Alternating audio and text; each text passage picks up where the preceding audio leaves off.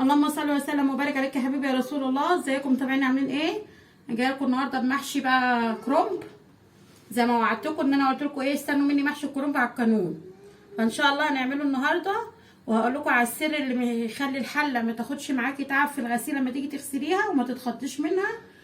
فمعايا الخضره ايه مخرطاها، كزبره وشبت، وبحب الخضره كتير. قلت لكم انا بحب المحشي بتاعي خضرته كتير.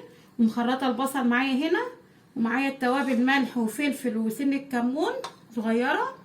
وزي ما انتم شايفين يا حبايبي الطماطم متسبكه معايا خالص اهي.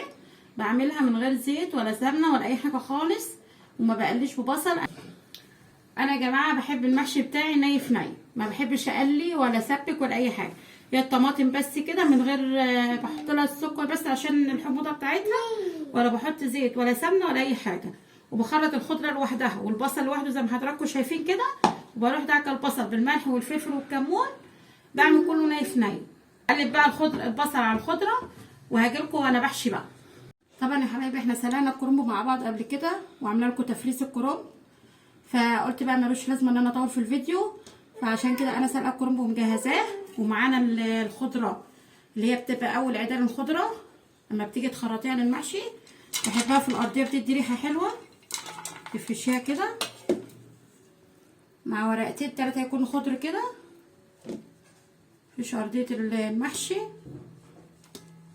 ارضيه الحله، مع رشه زيت خفيفه كده عشان بتديله لمعه، تدي للصباع لمعه كده لما بتيجي تاكليه.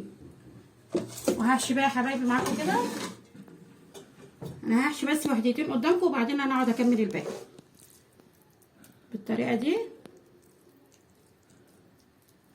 من الصباع عامل ازاي،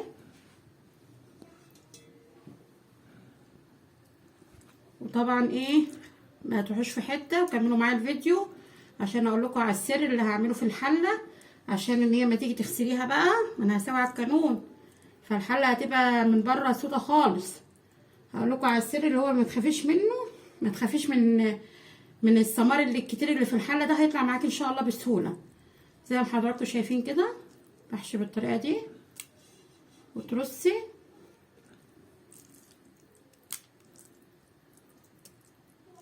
بالطريقه دي يا حبايبي. هكمل المحشي. اهم حاجه وانت بتحشي خدي بالك الحله الصباع ما يبقاش عليه رز عشان ما تتعجنش منك. هكمل الحله حشو وهرجع لكم، ما تروحوش في اي مكان عشان تعرفوا السر بتاع الحله. الله المحشي عامل معانا ازاي. حاولي تخلي ما يبقاش عليه رز من فوق عشان لما تيجي تسويه يبقى مفلفل وحلو، ما يبقاش معجن. واللي هو المحشي الني في ني ده انا عاملاه ده ما بيعوزش شوربه كتير، لان بيبقى فيه الخضار والبصل بينزل ميته. فهتحاول لما تيجي تسقي ما تسقيش شوربه كتير.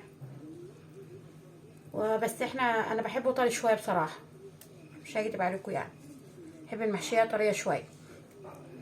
هكملها بقى اقفلها وارجع لكم تاني ان شاء الله. قلت لكم يا حبايبي ان انا اقول لكم على السر اللي يخلي الحله ما تاخدش منك وقت في التنظيف. ادهني حيطان الحله من بره من هنا اهو صابون سائل من بره، صابون شويه صابون سائل كده من بتاع المواعين. تهنيه بيها، تقومي تيجي لما تغسليها ما تاخدش وقت معاكي في التنظيف. دلوقتي هنسقي المحشي بالطريقه دي.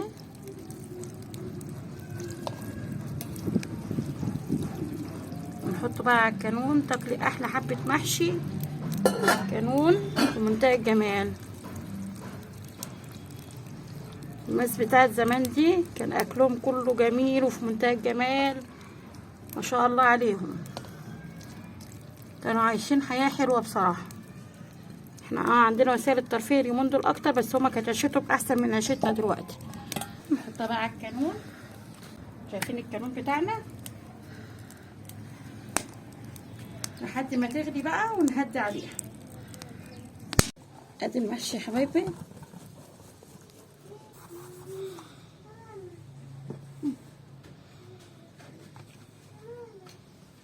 منتهى الجمال. وقلت بقى اضحي واجيب لهم فرخه النهارده عشان ولاد اخواتي حبايبي جايين يتغدوا معانا النهارده، فقلت بقى اعمل لهم فرخايه وبالف هنا وشفا. اتمنى منكم يا حبايبي ان انتوا تدعموني، ما تنسوش تعملوا لايك وشير واشتراك في القناه.